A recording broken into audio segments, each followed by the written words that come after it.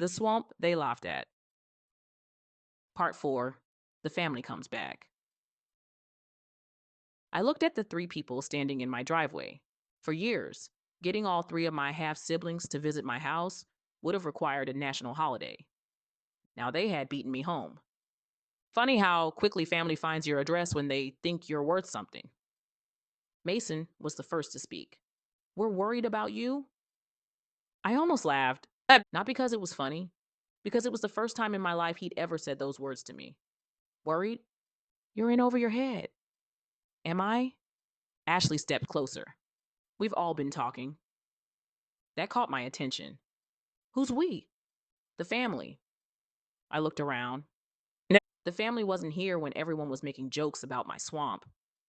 Nobody answered. Tyler finally broke the silence. Look, we didn't know. I nodded slowly. No, you didn't. But somehow you all figured out where I live. I unlocked my front door but didn't invite anyone inside. If they wanted a conversation, we could have it on the porch. Mason cleared his throat. We think Dad would have wanted us to work together. That sentence hit me like a cold breeze. Interesting. Now it was Dad. 3 days ago, it had been the swamp. What exactly does work together mean? Ashley smiled. The land belongs to all of us emotionally. Emotionally. That was a new one. The deed says something different. She ignored my comment. We're siblings. Half siblings? The words slipped out before I could soften them. Nobody liked hearing them, least of all me, because I had spent years trying not to think that way. They had spent years reminding me. Now suddenly, we were all just family again. Convenient. Mason reached into a leather folder. I had an attorney draw something up. Of course he did. He handed me a packet. Across the top, in bold letters, it read, Family Property Partnership Agreement. I looked up. You hired a lawyer. We're trying to protect everyone. I flipped through the pages. Buried in the legal language was one sentence that mattered. If I signed, the ownership of the Louisiana property would be transferred into a newly formed family partnership. Equal voting rights, equal financial interests, equal control. I closed the folder. No. Mason blinked. You haven't even read the whole thing. I read enough. Ashley sighed dramatically. Evelyn, don't make this difficult. I looked at her. I didn't. You know what I mean. No, I really don't. That evening, I called Harold. I need to know something. Go ahead. If Dad wanted all of us to share the land, he would have written that. So I'm not imagining this. No, he specifically left it to me. Yes, and he knew exactly what he was doing. Harold became quiet. Then he said something I'd never heard him say before. Your father changed his will 3 times. I sat up straighter. He did? The first draft divided nearly everything equally. What happened? He rewrote it. Why? I never asked. And the second draft? He rewrote that one too. What changed? Harold took a deep breath. The swamp. My pulse quickened. What about it? In the second draft, he spoke carefully. He almost gave it to all 4 children. Almost? He changed his mind. When? About 6 months before he died. Why? I don't know. That answer frustrated me. But something about Harold's voice told me he was being truthful. Even he didn't know everything. The next morning, my phone rang again. Different company, different representative, same request. We'd like to discuss your Louisiana property. No. We're prepared to make a competitive offer. No. What if we doubled your current offer? I paused. You know what the current offer is? There was a brief silence. Word travels. Apparently, it did. I hung up. 5 minutes later, another company called, then another. By lunchtime, I had received 6 offers, every one of them larger than the last. I finally turned my phone off. That afternoon, I decided to do something I should have done the moment I inherited the land. I drove back to Harold's office. He greeted me with a tired smile. You look exhausted. I feel exhausted. He nodded toward the conference room. Come on. Once we sat down, I placed the original deed on the table. I've been asking the wrong questions. Harold leaned back. What question should you be asking? I tapped the deed. Why did my father buy this land in the first place? For the first time since Dad died, Harold smiled. A much better question.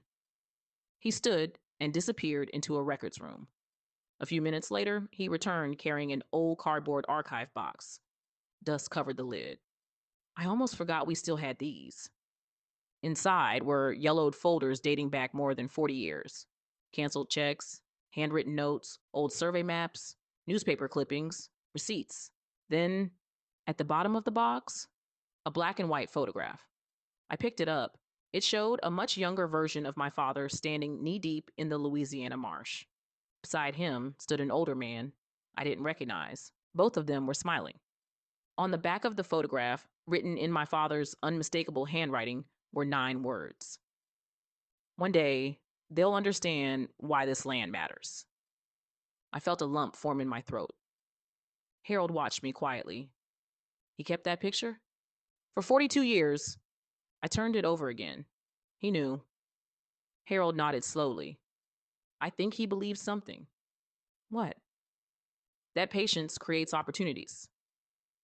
Before leaving, Harold handed me one final envelope. I've been debating whether to give you this now. What is it? It arrived at my office the week before your father passed away. My hand suddenly felt cold. From who? No return address. I opened it carefully. Inside was a single-page report. Most of it was filled with technical language I couldn't understand. But one sentence had been highlighted in yellow. Preliminary seismic analysis indicates a high probability of commercially recoverable petroleum reserves beneath the surveyed tract. I looked up so quickly, the chair squeaked against the floor. This was sent before Dad died? Harold nodded. He never got the chance to see it. I stared at the report. Commercially recoverable petroleum reserves. Not a rumor, not a guess, not wishful thinking, scientific analysis. My father hadn't been protecting a worthless swamp. He had been protecting a possibility. And now, that possibility had a name. Oil. I folded the report carefully and slipped it back to the envelope. Outside Harold's office, my phone buzzed. It was Mason. One text message. We know about the report. A second message arrived before I could respond. Our lawyer is filing tomorrow. I looked up at the courthouse across the street. The fight over my father's inheritance had officially begun. End of part 4. The swamp they laughed at. Part 5. My father's last promise.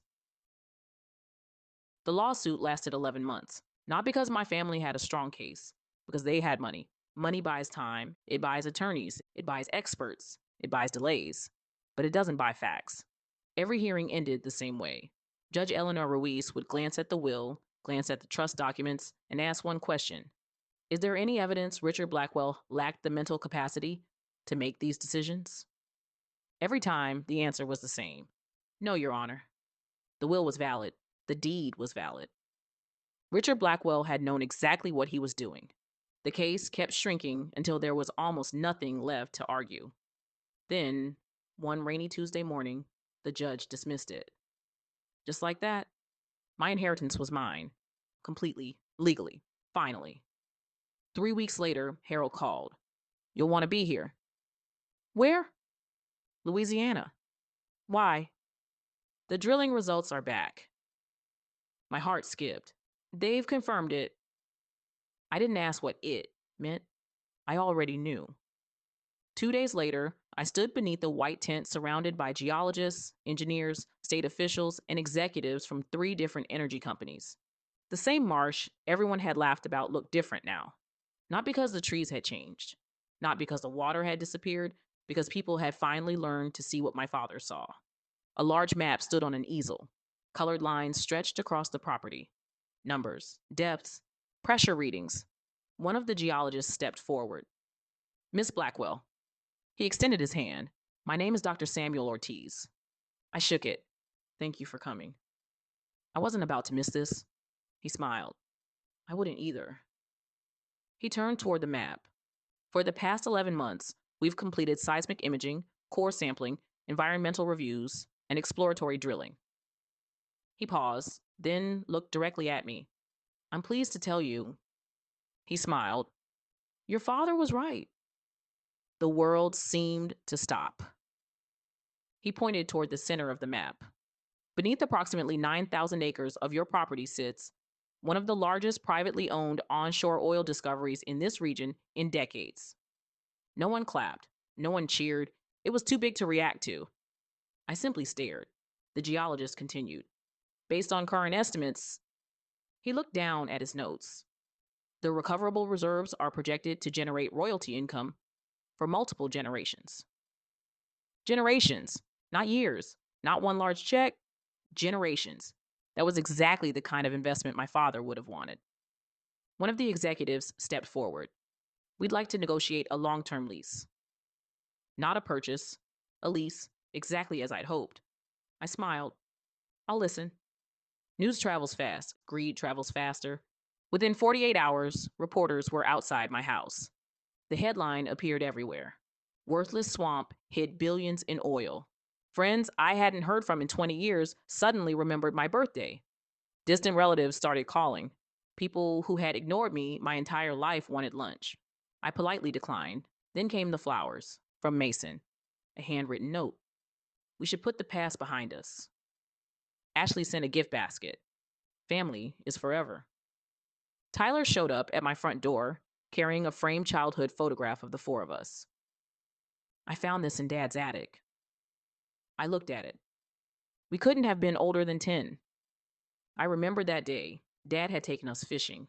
It was one of the only times I truly felt like all four of us were simply his children. Tyler looked embarrassed. I shouldn't have laughed. No, you shouldn't have. I'm sorry. I believed he meant it, but some apologies arrive after the damage has already become part of someone's life. I thanked him anyway. Forgiveness and trust aren't always the same thing. A month later, Harold invited me to his office one final time. I found something. He placed a small envelope on the desk. It wasn't sealed. Across the front, in my father's handwriting, were 4 words. For Evelyn, if needed. I looked up. You never told me about this. Because I hoped you'd never need it. My hands trembled as I unfolded the single sheet of paper inside. It wasn't long, just 1 page. I recognized Dad's handwriting immediately. Evelyn, if you're reading this, then I'm no longer here to explain myself. I know I failed you in ways that cannot be repaired. I let silence become easier than courage. I convinced myself there would always be another holiday, another birthday, another conversation where I'd finally make things right. I was wrong. There is one thing I need you to know. I never kept the Louisiana land because I was stubborn. I kept it because I believed it would one day become the greatest gift I could ever leave behind. Long before anyone suspected what was underneath it, I decided it belonged to you. Not because you needed money more than your brother and sisters, but because you were the only one who ever walked that land with me without asking what it was worth. You asked what made it beautiful. I have carried that memory for decades. If the day ever comes when this land becomes valuable, promise me one thing. Don't let money convince you that people have changed when only their circumstances have. I loved all of my children, but I trusted only one of them with my patience. Love, Dad. By the time I reached the bottom of the page, I couldn't see the words anymore. Not because they had faded, because my eyes had filled with tears. For 40 years, I believed I was the child my father left behind. Instead, I had been the child he planned for. People still ask me if I ever sold the land. The answer is no. I signed a royalty agreement. The marsh is still there. The cypress trees still sway in the wind. The birds still return every season. The land still looks exactly the way it did when everyone laughed at it. Only now, nobody laughs. Sometimes I drive down to Louisiana and walk the property the way my father used to. I stand beneath those old trees and think about something he told me when I was a little girl. People chase buildings because they can see them. Then he'd smile. But land is patient. Back then, I thought he was talking about real estate. Now, I know he was talking about people. The people who only see value when everyone else points at it, and the people who quietly become priceless long before anyone notices. My father left my brother the lake house. He left my sister beautiful things. He left my family money. But he left me something greater. He left me proof that being overlooked is not the same as being forgotten. And that's an inheritance no one can ever take away. The end.